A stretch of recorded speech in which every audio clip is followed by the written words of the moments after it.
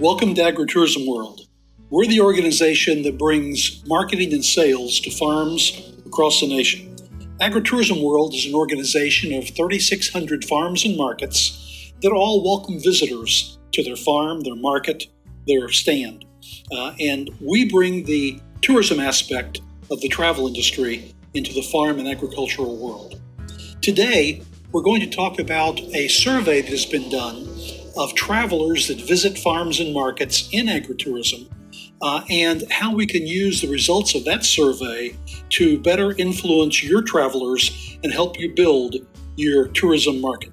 One of the things we've found at AgritourismWorld is that farms know their business of agriculture, but tourism is a whole nother crop. And we like to help farms build that tourism crop, kind of plant the seed, if you will. A survey was recently done of over 1,000 group travel leaders that visit farms and partake in agritourism. That survey was done by the Group Travel Family, an organization that serves travelers to help them find destinations for their groups. That organization, the Group Travel Family, serves over 25,000 travel groups across the nation. We surveyed over 1,000 group travel planners that visit farms, trying to find out exactly why they visit the farm and what's important to them. What we found was very interesting. The number one reason for visiting the farm was simply the good experience. It felt good. It was a place they wanted to go to and a great destination. It worked very well. As a matter of fact, not only was it the number one answer as to why people visit your farm, it was by far outstandingly the number one. 90% of all of the people that visit your farm do so because it's a good destination, it's a fun and pleasant place to go. From there, answers drop down. They drop down to everything from good economy, helping the local economy, which was about 80%, down to the ecological and green factor, which was in the high 70s. But by far, number one was that people want to come because visiting your farm is a good destination. It's fun for them. Now, how does that reflect on you? What can you do with that information? Well, as a farmer, you know your crops, but tourism is a different crop. And what I would actually say is that in many ways, what you're in the business of is making people happy and offering a crop that you might not have thought of, the crop of warm and fuzzy. That crop works. People love to go to a place that's warm and fuzzy. Not much different from going to Disney in many ways. So if the public perception of your farm is a warm fuzzy and a pleasant place to be, how do you continue to sell that? Well, first you have to recognize that you're really not selling the pumpkins and the eggs, you're selling the experience of visiting your farm. Most of the people who visit your farm are from a city or from a metro area. They don't really understand the agricultural world, but they appreciate it, and it's a release from them. In today's hectic world, it's something that really does work, and you have the lion's share of it right there on your farm. It's important to recognize this and understand that that is the business you're in. You're in the business of agritourism or the warm fuzzy. It really does work. So how do we plant the seed of agritourism? Well, first you recognize what people are buying from you. They're buying the experience, they're buying the visit to the farm, or as we here like to say, they're buying the warm and fuzzy. After we found out why people come to your farm, it became important to us to find out from our group leaders how they find you. How do they decide to come to your farm over all the other destinations that they have available to them? There are hundreds of places they can go. It's real simple. 82% of all of our respondents search online for their destinations. 82%. After that, over 70% is word of mouth, and then it drops down to advertising and news. So we're going to focus on the top two, and really the top one, which is how do people find you? They do it online. Well, if you have this information, and our survey shows you that, then the next thing is, how are you going to capitalize on it? It's real simple. You have to have an online presence. What does that actually mean? Not as hard as you think. You need a website. It needs to be clean and easy. It needs to have photographs of people on your farm. And you need to be active in social media. Why social media? Because everybody's on it. If you have a Facebook page, you're on social media, and you should be doing social media marketing. The second is word of mouth. And if you think about it, Word of mouth is the most effective and least costly advertising promotion you can possibly do. But how do you get that done? Well, the people that are with you and visit you at your farm can be great cheerleaders to bring their friends and family back. It's real simple. You ask them to do it. People would like to be your cheerleader, but you have to remind them that it will help you. There's nothing wrong with asking someone if they'll cheer for your farm. So, one way or the other, whether it's in person, whether it's in a written message, or online, those people that visit you, that are your customers now, ask them to tell their friends and family. They'll be glad to do it, and it doesn't cost a penny. The other thing you can do is look at your social media and remember to remind your visitors that you need their friends and family to come back and visit you. It's real simple, and it does work. The survey also showed us that 87% of everybody who visits your farm would recommend your farm to their friends and family and neighbors. So remember, backing up what we said a moment ago, it's all about making your current customers your cheerleaders. It works. They like cheering for you, so remind them to do it. We also asked our surveyed audience what their future plans were and if they intended to visit a farm in the future. And 89% overwhelmingly again said yes, they plan on visiting a future farm. We then asked them, how many times a year do you visit a farm? How many times do you participate in agritourism? Now, this is not great news. 61% said 1 or 2 times. And then it dropped all the way down to 17% for 3 to 4 times a year and 9% for 5 plus. Now, what's the reason for that? Well, in the tourism world, we always look at giving people a reason to come. That's why they want to travel. People want to travel, and they want to visit you. They've already told you in the survey they love coming to your farm, that told you that they'll tell their friends and family about it. But now, 6 out of 10 have also told you that they only come to the farm once or twice a year, and it's not always your farm. So what's the story on this? Well, this is on your shoulders. You've got to give them more reasons to visit. How do you do that? By letting them know what's going on.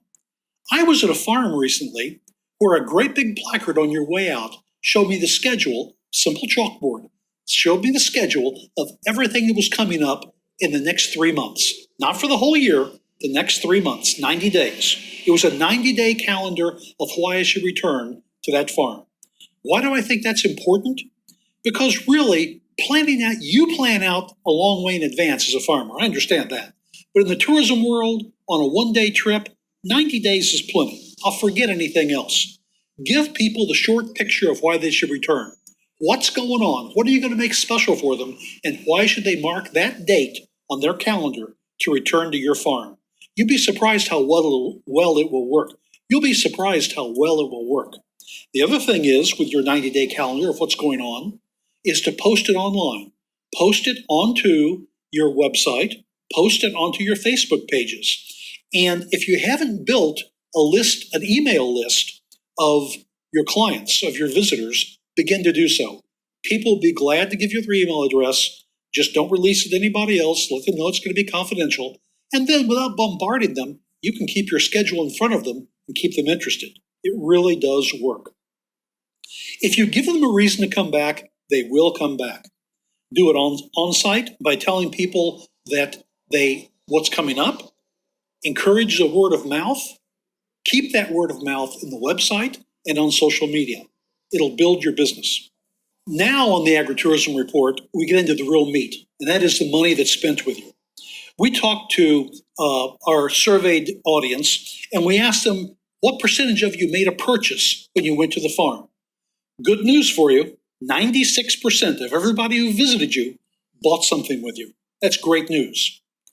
We also drilled down and found out how much does the average person spend when they visit a farm. Per person, the expenditure is $36. Not bad, but not great.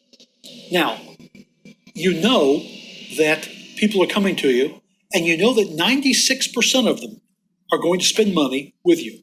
What you might not realize is they want to spend money. They feel good about it. It's the warm fuzzy. They're supporting you. They're supporting green and the ecology. There's nothing bad about a farm visit. which is why they come to you in the first place. But the question is, you're there to increase your crop.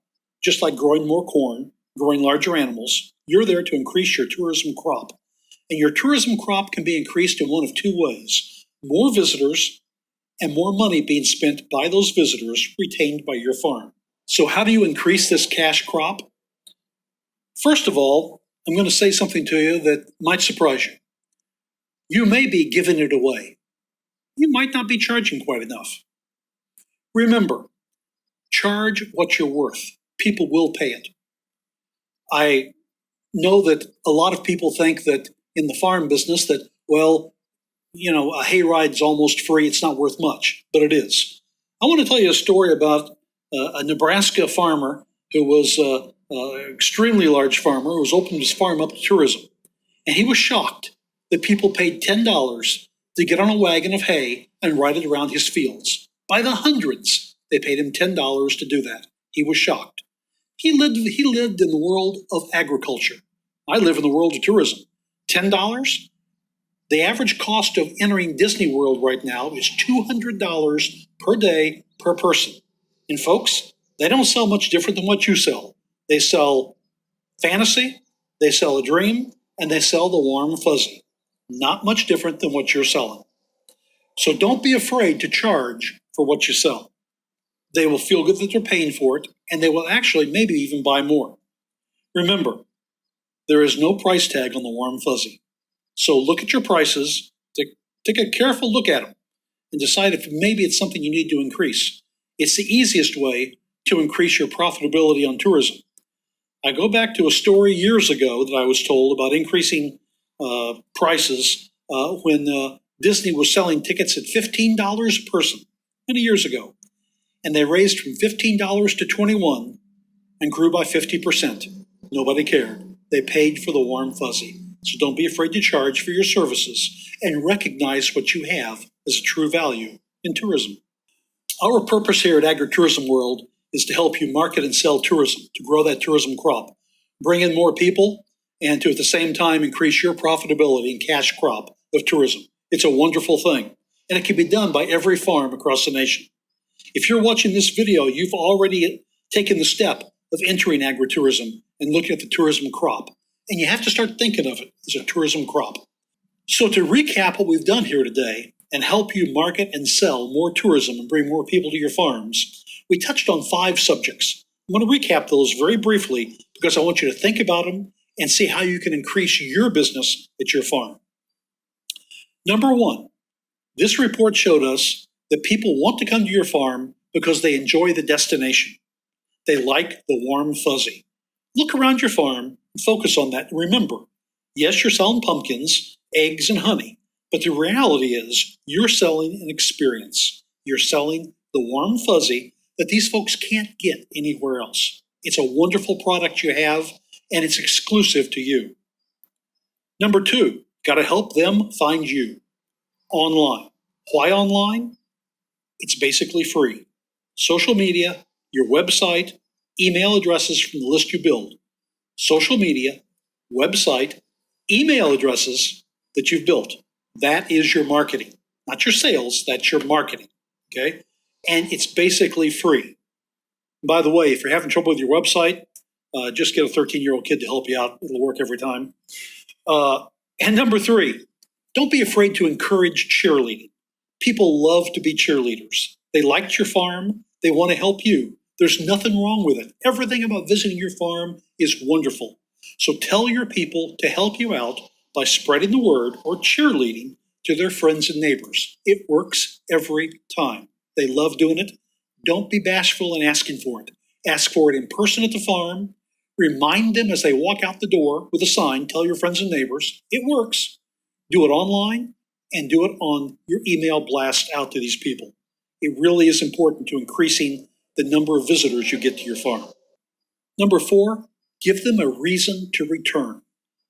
You probably have lots of reasons. You don't have to invent new ones, but you've got to let your people know about it. You've got to let your visitors know what's coming up in the next 90 days. The mindset is short. Don't market it for the whole year. Market it for 90 days because that's what they can remember and that's what they'll effectively report to. So keep out there in front of them what's going on and why they should come back. Remember, 61% of all the people at your farm only visit you once or twice. You can double your business if you get them to come just one more time. And if you give them a reason to come, they will do it. Last message that this report showed to you at the farm is, don't be afraid to raise your price. Understand you have value.